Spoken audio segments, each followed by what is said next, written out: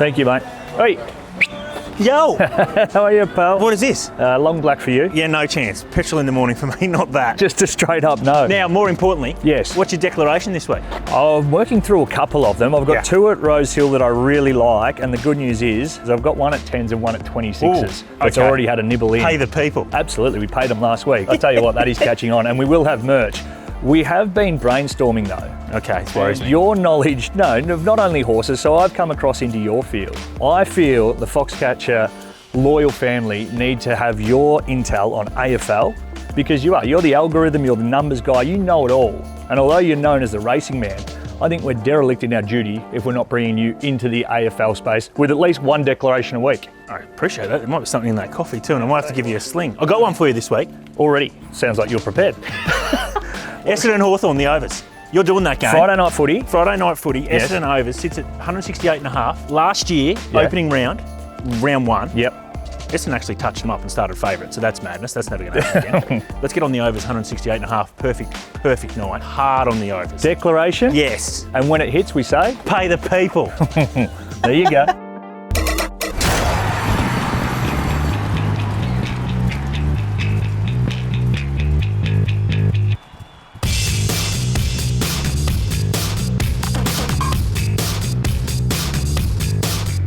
Hello and welcome to the Foxcatcher Racing Preview Show. Now, just quickly, just had to ditch Daisy Thomas. Obviously, he's not going to be giving me a coffee ever again. How he thought I actually drank that kind of stuff is just bizarre in itself. But yes, it is true. Foxcatcher is dipping itself into the sport realm. Obviously, we're looking at AFL, specifically early doors. So check that out on socials. And the big tip for this week, obviously, is the overs, 168.5, Hawthorn versus Essendon. We think they're going to go over. So that's where we're starting. But let's get to what we're here for. So bring my man in from Sydney, Nick Ashman. How are you, pal? I'm good, Jules. Coolmore Classic Day on Saturday up here at Rosehill. Blazing sunshine. We're expecting around 30 degrees. Track's in the soft range currently, but it should dry up and be in the good range on Saturday. Beautiful. As you talked about the track, give us the track intel of how you think this Rosehill track will play, true position the entire circuit. It's probably the fairest, or should I say the kindest, for those mid-runners and swoopers that you get. We are hearing that off-rail in the straight will be the place to be. Now, that depends on how much it dries out ahead of Saturday, but currently, as I talked to you on Thursday, we're looking at sort of lanes 1 and 2 being a bit of a penalty, lanes 3 and 4 better and winnable, and sort of that lanes 4 and beyond is going to provide the bulk of your winners on Saturday. So that means, particularly in those races over 1,400 metres and further, not so much the shoot races with the hairpin turning to the home straight, we'll touch on that later, but 1,400 metres or further, I think you'll see mid-runners really come into play there in that running line and getting to that lane 4 and beyond in the home straight. All right, so there's that dynamite info from Nick Ashman again for this week in Sydney, and it is Rosehill, true position, the entire circuit. Caulfield, big Vobis prize money day at Caulfield. No Group 1 races at all, just the only one Group 1 race for the day, and it's obviously in Sydney. Out 6 metres the entire circuit, Caulfield. Good for, look, get the upgrade at some stage, I think, throughout the day. That's just a little bit of a new directive. I think we're going to be racing on some pretty fast tracks, especially at Caulfield, in the upcoming weeks. 20 to 30 kilometre northerly. We know that's the headwind in the chute, and we know 3 or 4 weeks ago we spoke about it a lot, and then a fair few leaders in the chute were able to win it just because they went so slow. So keep it in the back of your head from leaders, but there is that headwind in the chute, and these horses are not as good as what we were sort of 2-3 weeks ago. They were all group class horses. These aren't group class horses, so just be mindful of that. How we think it'll play. Look, forward of midfield and advantage in the chute. There's no doubting that on this dry track. Leaders plus. Yes, big bonus there for the leaders, but again, just the asterisks with how much that wind is in their faces. The circle, want to be forward of midfield. That's the high percentage play, I think, for Saturday, especially at the circle at Caulfield. And again, as this track continues to dry out, very hard for horses to be able to run the times, to be able to get over those horses that are in front of them. That's the track intel. Rosehill, Group 1 racing, Caulfield, Vobis prize money day. Righto, Nico, let's get to the Fox factors. They're going really well, so you're giving some information to the punters out there that they might not be able to readily find. And this week I thought, well, no better time to talk about Sydney Metro tracks, and in particular, Rosehill. We've got obviously the Coolmore Classic this week. Next week we've got the big Golden Slipper Day where I think they have 3 or 4 Group 1s as well. So I want to break down Rosehill and how it plays in particular on specific occasions, and you've got the information for us. So I'll start by just feeding you. Is there an overall pattern that as soon as you see Rosehill, you go, okay, this is what's going to possibly happen with this track? Yeah, Rosehill's sort of your up and in track, and Randwick's tends to be a bit fairer where they come down the centre part of the track. Now, Rail True at Rosehill is probably the kindest, as we said off the top. But to give you an example, Jules, on some stats going for about 10 years now, around 40% of races are won by horses jumping from barriers 1, 2 and 3 at Rosehill. Yeah, wow. Now, the main reason for that is because there's a lot of races run at Rosehill over 1,200 metres or less. In fact, most races in Australia are run over sprint distances. The 1,200 metre start point, as we'll touch on in a moment's time, is from a hairpin or from an inside chute on the track, and it's a hairpin turn into the home straight. And those inside barriers don't have to do any work into that bend, and they can just hold a spot. And that's why barriers 1 to 3 at Rosehill dominate statistics. Okay, very good. So that's the pattern. And that's, to be honest, that's outrageous. And that's a great starting point, I think, whenever you look at Rosehill, that's your starting point. High percentage plays in terms of position in run. You've spoke about, okay, well, that's the barriers, can give us a bit of a guide. But in terms of position in run, the high percentage plays, the kinds of horses we want to look for, is there anything significant you want to lead into the punters there for Rosehill? I think sprint races, 1,200 metres or less, particularly 1,100 metre races, you want to be up and in. And it really doesn't matter how the track's playing. Even when they get a bit sticky and you want to be 2 or 3 off the fence in the home straight, you rarely at Rosehill want to be 6 or 7 off the inside part of the track. That's more safe for a course like Randwick. At Rosehill, if you're jumping from 1,100 metre start point, you want a nice soft barrier and you want gate speed. If you can be in the first 4 and you can be doing no work to be there, then you're going to be in the finish at the business end. Beautiful, good stuff there. Okay, what about rail movement? What if I know we're talking about, in the True on Saturday, but what if we get out to 3? What if we get out to 5? What if we get out to 6? And I don't know how much further they get out at Rosehill. Does it swing at any stage, or are you still always focusing in on up and in? Well, geez, you really got me working on this one when I got your email. I had to go back. As you know, we provide, to all my subs through the Beaten Favourite, we provide a track report. So what I literally did for you last night was I went through all of the track reports for rails in True, 3 and 6 metres. I just sort of used those 3 parameters. What we find is True is, as I said off the top, probably the kindest to the swoopers. They get their chance, particularly if the track's in the soft range. When the rail's in the 3 metre position, the term I'd use is diving through. You sort of still need to cut that corner a bit. You don't want to be hard up against the fence in the home straight. You want to be in sort of lanes 2 or 3 out to about 6 or 7. You want that sort of fluky ambush kind of style where you just rip through the centre part of the pack. When the rail's out 6, traditionally, particularly if the deck's firm in those summer months, you want to be up on top of the speed. But we have seen, and I don't want to go down this conversation again, we have seen enhanced watering of the tracks. So without going into it, when they water those tracks, it can offset those traditional patterns. And so the 6 metre position, I've noticed a couple, they watered the track pretty heavily in November last year for a meeting. And what should have been a pretty on-pace, leader-dominated day, you didn't want to be anywhere near the fence. So you've just got to pay attention to that irrigation. I've got no issue with it, just as you and I touched on, just transparency. Yep. So long as we know when the irrigation is going to go on, how much it's going to be and how that's going to leave the track, we can kind of work backwards from there. Okay, so that's some outstanding info. Just quickly, I know you were talking about artificial rain there. What if the track is really, really wet and that's just from the rainfall? Is there any sort of difference to that? Are they getting wider in the track, or is it still just that up and in's your best friend? No, well, look, I think it's funny with that. They do sort of get wider, particularly if the rail's in the true position. For whatever reason, that inside 2 or 3 lanes becomes poisonous if it rains on race day. You really just want to be well off it. When the rail goes out a little bit, it seems to be from around lane 3 or 4, even if it rains on race day, it's not as bad. It holds up a bit better. So if the rail's out 3 metres, you probably don't want to be hard up against the fence, but it's not quite the quicksand as it is when the rail's in the true position.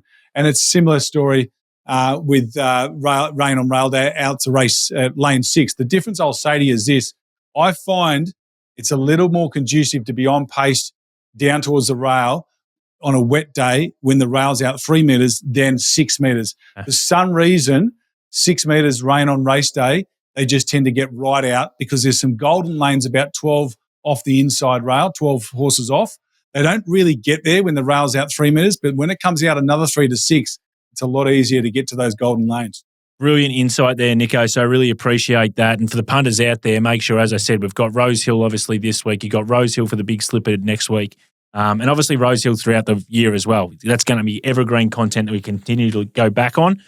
And good analysis there, mate. So the punters should be happy to wrap their ears around that. That was Fox Factors this week. It was on Rosehill. All right, the Group 1 set this week, Nico. It's only the one race. It's the Coolmore Classic up in Sydney. Look, they've decided to run the 3-year-old filly Lady Shenandoah there instead of the far lap. Just quickly from a map perspective, you sort of go back to that race 2 weeks ago when Amelia's Jewel was able to just do its own thing in a really softly run tempo. You can see what else is going to be in this race and you think, okay, this is role reversed here a little bit. The horse from Melbourne, Grinzinger Bell, only knows one way. It has to roll forward. You think the other 3-year-old filly Lady of Camelot has to roll forward. Marble Arch in the Blamey Stakes, its key asset was being a hard, on-speed, fit horse, and that's why it ran really quick time in the Blamey Stakes. I think they have to roll forward if they've got two options and the others to go back. I just don't think you can win Marble Arch if you decide to go back, so they have to roll forward. Cua Volante probably just takes leaders back or something around that, maybe 3-back rail. Lady Shenandoah, does it get in? Does it try and tag the back of Lady of Camelot, or where does it get to from that gate? I'd be really interested in what you think here, Nico, from a map perspective, especially around the $2.50 favourite. I think she's only got one option, that's to go forward. I think Grinzinger Bell leads and goes hard. That's the way she knows how to race. Yep. I think Gay Waterhouse and Adrian Bott, knowing how Gay reads races, they'll be content sitting outside lead on a decent tempo, genuine tempo. And the reason being is because we know that it's going to be an off-rail day. So they will know that, and they'll say, well, we're happy to park outside lead here. But we saw in the Surround Stakes, if you had told me that Lady of Camelot was going to go hard on speed over 1,400 metres at Randwick and still be kicking and almost beat Lady Shenandoah, I would have said, mate, you're on the Richard gear. There's no chance that can happen. But she proved me wrong in my assessment there. So bloody well prove it, mate.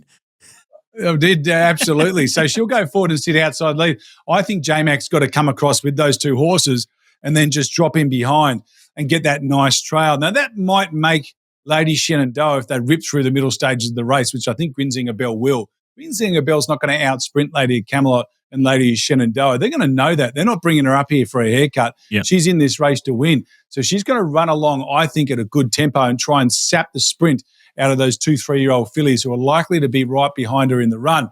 And that then sets it up nicely, as you pointed out, for a horse like Marble Arch, because the faster they go, the faster the overall time you need to win the race is. So we know Marble Arch has got a big overall figure in her. She just needs a fast tempo to get that. She was happy to sort of be up there on the tempo in the Blamey. No reason why she can't be on Saturday again, but I reckon they might just sit in behind the pace and be the strongest late, particularly when they see it's a little bit of an off-rail day.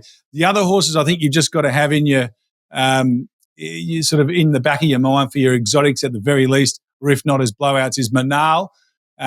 She's a horse that tends to run her best figures on fast tempos as well. She was a Group 1 winner over 1,400 metres as a 2-year-old. So while she hasn't been at 1,500 before, I don't have any issue with her going to that trip. Just with her, mate, just really quickly with her, mate, do they have to go all the way back from that gate with her? They have to sort of just cop the medicine? Yeah, I think, look, what they've got to do is go back. But here's the thing, Julesy, because it just depends. Like, Amelia's Jewel, you touched on her. She's a big risk for mine just because she's coming out of slowly run 1,400 straight to what looks to be a pretty fast 1,500 metre race. Now, I think they're going to try and ride her a bit cuter. They might try and grab Shenandoah's back. And then maybe if you're Marble Arch, do you try and grab Amelia's Jewel's back? I don't know. Because if you don't, you push forward and Shenandoah gets in front of you. Do you end up 3 wide, no cover? It's a tricky one. So I think the key here is, where does Amelia's Jewel end up? Where does Marble Arch and where does Manal end up? I think Shenandoah just has to go forward and be used up a bit early doors, and that might make her a slight risk inside the last 150 metres. Good intel there. Would you have a bet? I think you are having a bet. You think the 250 is okay, the filly? I think she's just very good. Yeah. They toyed with running her in the Far Lap. The Far Lap's a race that Chris Waller's used for the likes of Winks. Very elegant. Some of the best horses he's got. The fact that he's running her here tells you that he must think that she can cop the 54.5, cop the barrier 13, and still beat these horses. I'm happy to side with him. This is sort of one of her 2 grand finals with the Surround, her other one. I think anything after this run on Saturday is going to be a bonus for Lady Shenandoah, and I think she'll get the job done. But I'll probably save and have a Quinella with Coeur Volante, Marble Arch, and also Manal. All right, beautiful. So that's the Group 1 set for this week, punters. It was the Coolmore Classic. All right, keep rolling here, Nico. So we're going to get to your New South Wales set, and it spreads far and wide from the day. You sort of start fairly early-ish and you get late, and you've also got some differing prices. So for the thrill seekers out there, and for those punters that like to play top end of town, you got it all. Yeah, well, hopefully anyway. Let's see how they go. But race 3, number 9 for Moy. Coolmore owned colt, trained by Chris Waller. Timmy Clark jumps into the saddle. Don't forget they won this race, Coolmore and Waller, a couple of years ago with a horse called Shinzo. I'm not saying that Fermoy's got the same ability as Shinzo, but he's followed a similar path. He ran in the Canterbury, and he had no hope in the Canterbury. He got back over 1,100 metres at Rosehill. It was a slowly run race through the first half. We just spoke about how important it is to be up and in, and he went right back towards the tail of the field. He also lost a plate in the run, and if you look at his action, he didn't look comfortable. Instead of going to the Todman, as Shinzo did, Chris has said, nah, we'll go back to the trials with this horse. His trial looked very good. The data of his trial was pretty strong. It was the second fastest 2-year-old heat of the morning, so he gets a tick there. He comes here on Saturday. He draws a soft barrier. If Timmy Clark can get him out of the gates and put him in the first 4 or 5, watch out for him to improve at around the $51 mark. Let's go forward to race. Have I got you up and about? Ooh, yeah, we are. Race 5, number 5, 55. This horse is very interesting. He's had 2 runs in Australia, both times in the Melbourne Cup. Both times he's been pretty heavily backed in the Melbourne Cup. He's got great European form. He hasn't stood up yet in Australia, but he now joins the Waterhouse and Bott stable. His recent trial over 1,200 metres, if you go and watch it, he's in front of them 200 or 300 metres past the post. Clearly, they wanted a searching gallop for him there.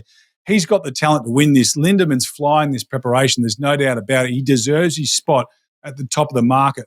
But if there's one horse who's definitely got the ability to blow this field apart, it's Vauban. What I suggest you do is, rather than necessarily snap up the 420, 440 on offer, I'd sit there and wait. I'd happily take 350, 360. Think Middle Earth last week at Flemington. Great Think point. that kind of zone. If you see the money on this horse, I reckon it means he's ripping chance here. I think he'll win if the money's there for him. So sit and wait.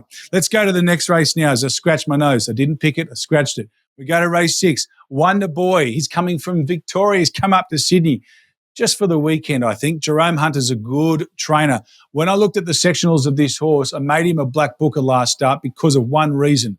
For the first time in his career last start, he got to a fast run 1,400 metre race. Before that, he'd only been a slowly run 1,400 metre race on a soft track, no guide. He needs a dry track.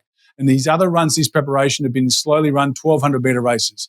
He got to a fast run 1,400 and surprised me by running the best last 200 metres of the race. This might be a miler. And if he is a miler, he has not found one suitable race in his career thus far to show us his best, but he'll get it on Saturday. And he gets a bloke called Natural Willer in the saddle who's got a good set of spurs, and he'll get him home over the last 200 metres. That's a great each-way bet for you. And then last but not the least, Lady Shenandoah in the Coolmore Classic. I just think she's got the class edge on her rivals. She's got a couple of issues, but class will offset it. We've got a bloke called James McDonald in the saddle as well to overcome those problems from a map perspective. I'll back J-Mac to get it right, and I'll back Shenandoah in the ratings that she's produced recently to do it again, Jules. Really good stuff there from Nico Ashman with his New South Wales set. And just that point that he mentioned about Vauban is just so telling, especially the last 5 minutes of betting with these international horses. Nico mentioned a horse called Middle Earth last week, which he saw in Melbourne, but it happens across the board since we've had these internationals come. The last 5 minutes is your best friend of how these horses are actually going to perform with the betting. And as he said, if it starts with the 3 in front, look out, Vauban. Okay, let's get to my set. It is at Caulfield. I found this whole day really, really tricky. So obviously it's Vobus prize money day. So horses come from everywhere. Settled on 2. In race 5, number 2, Athanatos. Now, it might be a big track horse. Its best figures might be at, say, a place like Morphettville or might be at Flemington, but it still brings the best numbers to this race as well. It's third up here, gets to 1,600 metres where its peak figures are. I'm happy to back it each way, Athanatos in race 5, number 2. And in race 7, we were with this horse last start, but it just wasn't suited to that 1,000 metres. It was off the map, really well supported, got beaten by Midwest. I think it ran 5th or 6th. I've got that race going really well up the straight. It just never got into the race at all. Now we get to 1,200 metres. Now we get to barrier 5. I think Williams can get this horse forward of midfield where we want to be. And I want to be with She's Got Pizzazz again, each way around that $5 quote. You get sort of $2 the place. So heavily play the place, but also have a good crack to win. So they're my 2. They're both each way. Athanatos, race 5. Race 7, She's Got Pizzazz. Okay, let's get to the snap or don't snap, Nico. So the horses that we think wait before you back because they're going to drift, so don't get involved yet. Or you want to snap because take the price now because they are going to be off the map. I'll start us off, mate, because I've got a few early doors at Caulfield. Race 2, a horse called Regal Vow. It's going to be off sort of 70-plus days. It's a really nice horse, but it's drawn inside, and I just don't think inside's going to be the best place for it. Yes, it's a great place probably for Caulfield overall, but it's just got the ability to, I think I'd rather it drawn a wide gate. It's around that $3.50. I think during the day you're going to get better than $3.50, can definitely win, but I'd be holding off. Race 5, there's a horse called Bit of Shush, won by 5.5 lengths. I think it was either Coolmore or Kyneton, somewhere like that. Really impressive to the eye. Don't know if I've got anything backing it up behind that. So it's sort of around your $4 favourite in race 5. I know we're playing Athanatos in that race. I think Athanatos might even start favourite there. So don't snap with Bit of Shush. I'm not saying it can't win. You're just going to get a better price. And in race 7, this is what I always talk about. Don't put posters up of horses on your wall, Nico, because Winner's Edge, we wanted to be with it last start and it won for us. Well, this week, I'm against it. It's that $4.60 quote in race 7. I think you're going to get a better price. I'd be dot snapping that. Again, it can win, but you're going to get a better price. You got 2 for us up there in Sydney, mate? Yeah, that's right. The first of them, race 6, number 1, Wonder Boy. I'm saying take that $6.50. The rating he brings from that Flemington 1,400-metre race just 2 weeks ago was very good. I think it was is it Zanuto won that race? Is that how you pronounce it? Zanuto, yeah. It's a really progressive horse, that horse too. Yeah, absolutely. And he had the best last 200 metres in the race. So fast overall time, strong late. It bodes really well for this race. I think Nash in the saddle, barrier 5, he gets a lovely run in transit. So I think he'll start shorter than that $6.50. It was $7 even yesterday, so he's already trimmed up, but grab the $6.50. Over to race 7. Now, this is a horse that I think might be in for a good preparation and potentially could win even first up on Saturday. But it's number 7, Pisanello. He's had some good straight track form down in Victoria.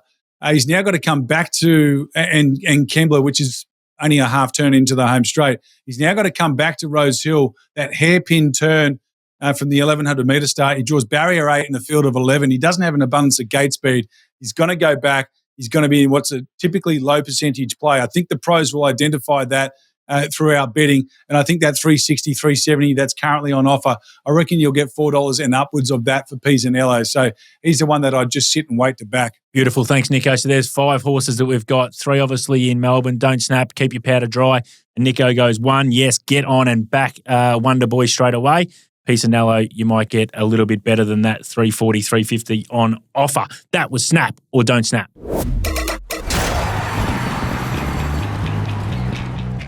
Okay, pin the tail, Nico. So here we take our prediction of what we think probably the most talking horse will be on the day. Last week, Mr. Brightside brought it back to a 2-all scoreboard. The SP ended up being $2.75 in some sort of places. Actually, another Will actually started favourite. You went with $2.35. I just top dressed you and made it $2.40. So that was. I see you've done it again here. It's just. I'm building it up. I'm building it up. Okay, go on. You take it away. You have your say. Go on. So Amelia's Jewel. We go to Amelia's Jewel, and for the punters out there, well, you tell us your price, and then I'll Nick put his price in first, even though he put it in second. But you got to be on trust there, Nico. You got to have me on trust there. Well, you might have done your price first, but you didn't share it first. So how this has been happening is he sends to me, this is the horse we're going to price. Everyone first now. I'll send it to everyone. I'll go, okay, I think $7 for Amelia's Jewel. And then huzzah, all of a sudden he goes $7.50. So I like where your head's at. But, price is right sort of stuff. As we say, it's real, the price is right kind of stuff. But that's okay. I'll cop the handicap. We're still 2-2. We'll fight on from here. Amelia's Jewel, $7. I think they look, just talking seriously though, yeah. I can't see how they'll absolutely smash her. I could be wrong. As we know, the pros love the good, strong late splits at a previous run, but I'm almost certain they'll look at it and go, is she ready for the 1,500 that could be unfolding here? Grinzing a bell going really hard in front. That might be their concern. So to be honest with you, mate, I'm not overly confident I've got it right because I can sort of see why someone might like her, but I can also see a clear negative. She's a very good horse, but then the overriding thing for me is the fact that there's two negatives. There's the slowly run race to a fast run race, second up, and then there's also the 58 kilos. She's giving weight to some pretty handy horses here. Yeah. Yeah, it's a really good point. And I ended up with $7.50, surprise, surprise. But yeah, but you're right. And that's what's factored into my price here. The 58 kilos, yes. The other thing too that I've got as definitely from a market perspective is J-Mac goes off. Now we know she was heavily off the map first up in that slowly run race. Now, we always talk about it, the J-Mac tax. Well, it actually exists. We know it does and it exists for a reason because he always exceeds the market expectation that he actually rides in as well. So you're still winning if you backed him in most races anyway. So I thought there was a few factors there that I thought the market probably be against her. I think you raise a really good point that the big guys do love that last 400, 200, and it was monstrous last start. We know that. I think she was like 10.8 or something like that. Now, it had to be monstrous because they went so slow. But it's still in the back of the mind that she's probably ran some big figures, obviously in Perth and other places as well. So it's going to be interesting. It could go either way. But yeah, I was $7.50. I thought, look, the filly had to control sort of the marketplace. I would have thought they'd want to sort of be with her. I mean, what was she? $1.65 into $1.30 to win this around. So, sure. I can't see how they drop off her unless they think the map is diabolic and she doesn't get in. But you just think she's just going to tag a backside somewhere there with James McDonald on. So that's where we were at. Pin the tail. We got there eventually. $7 Nico, $7.50 me. It's 2-2 at the moment. Let's see what happens this week. Okay, punters, last week I said it was becoming my favourite segment. It is now fully fledged my favourite segment. It is Daisy's Declaration. The man is in the studio. Now, last week, let's start on last week because we've got to work out what happened last week first. Vin Rock, you suggested he's just going to go to Pakenham and then it's just going to absolutely bolt up here at Flemington. Well, you tell me in your words what happened. Well, I told you. I thought it was it obviously won first up, had the little nudge for it, and it was running away from them. It looked like it was going to be a good finish, ran away from them first up, and I thought the step up in distance, I think it's got higher than average ability, and that was proven correct. Straight to the top, took all the luck out of it, and then kicked away, and the further they went, the further it was winning by. That is certainly one to follow, and as we said, pay the people. It was a painless pay the people too. Because when it went to the front, you knew it's going to be strong late. Like Correct. It showed that. So, and as you said, took luck out of the equation. It was like Zara on as well. I mean, when you got a bloke like that riding the way he rides. Too good. This week. And as soon as he asked the question though, found. Yes. No, it's got a nice race. Like, I mean, that was a nice race. I think that's a Group 2 or a Group 3 or something already. Yeah. But it can continue to improve. This week, mate, let's keep the run going. Now, what are we doing here? What are we doing? I found it a really tough weekend to find things I was super confident of. A lot of the races are $3-4 to field, which is good because if you do like one, you're going to get some odds. And that's sort of where I've looked here. So I've gone to the Pago, race 3 at Rosehill. We're up in Sin City. We're going back to Sydney. Number 3 in that race, 3-3, we like that. Yep. Extractor. Okay. Yes. Comes out of the diamond. Comes out of the blue diamond, runs 11 of 15th there. If you've watched the replay, zero luck. Okay. Benny Mallon steers there, ends up back from the gate, runs up on heels throughout the run. Just this first 500, not settled at all. Yep. Squeezed back to last, comes to the middle of the track, gets cleaned up. I think he drops the whip as well. Yeah. Just anything that could have gone wrong did. $300,000 purchase at the Magic Million, Spirit of Boom, Colt. We love all of that. Yep. Yeah, so like... And you getting double figures. And west of Swindon, that goes up your favourite.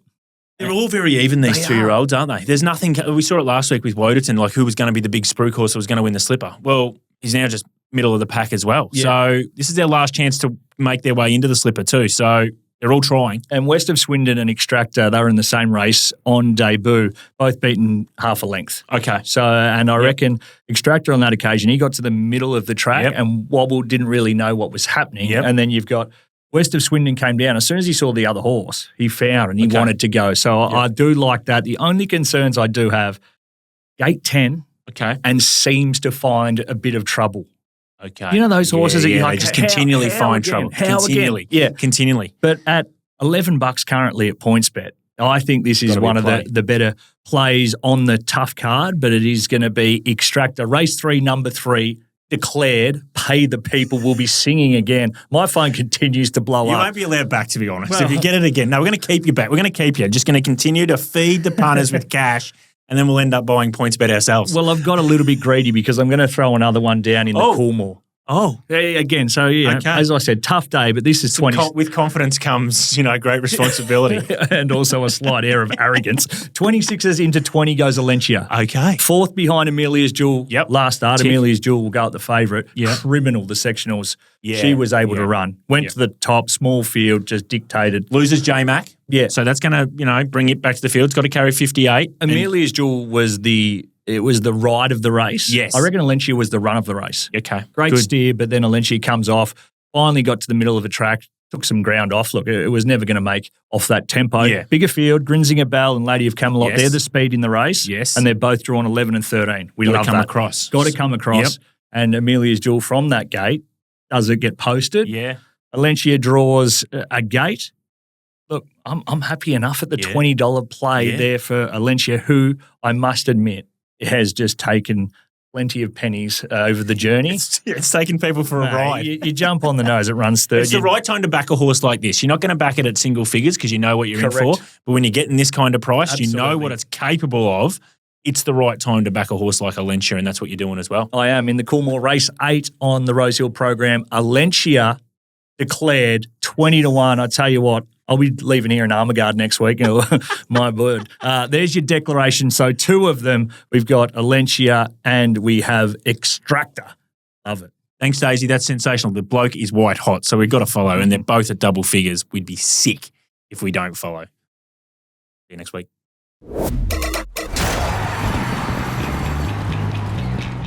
All right, plays of the day, Nico. You can go first because from the racebook order, you actually kick off. Your play of the day, I think, goes ahead of mine. So you can lead us off here, mate, for the play of the day. All right, we're going to go to race 6 at Rosehill, the Far Lap Stakes. I mentioned this horse before, number 1, Wonder Boy. I just think he's really well placed off that last start rating. He brings the best sort of last 400, 200 metre rating from his previous start, the best overall figure. Everything lines up nicely, and I can't wait to see him at 1,500 metres. Beautiful. Wonder Boy each way for Nico up there in Sydney. For me, I've gone race 7. She's got pizzazz each way around that $5 sort of $2 mark. Look, 1,000 metres we wanted to be with her. The market wanted to be with her as well, so that's a positive as well. But she's just not a 1,000-metre horse. She just never got warm. I thought the race rated really well with Midwest winning it. I think gate 5, Williams can be a lot closer. Moody and Coleman are starting to get their act together as well. Now they're exceeding market expectation in sort of the last 30 days. So that's a positive there from their win strike rate. So I've gone, she's got pizzazz back to 1,200 metres each way, race 7, Caulfield. That's our plays of the day. That's our show. We're done. We're dusted. You enjoy the rest of your day, my friend, and your weekend. And I will see you on Monday. Monday for the review show. Pandora's Fox. Indeed. I'll see you then, mate. Happy punting. Bye. You win some, you lose more. For free and confidential support, call the number on the screen or visit the website.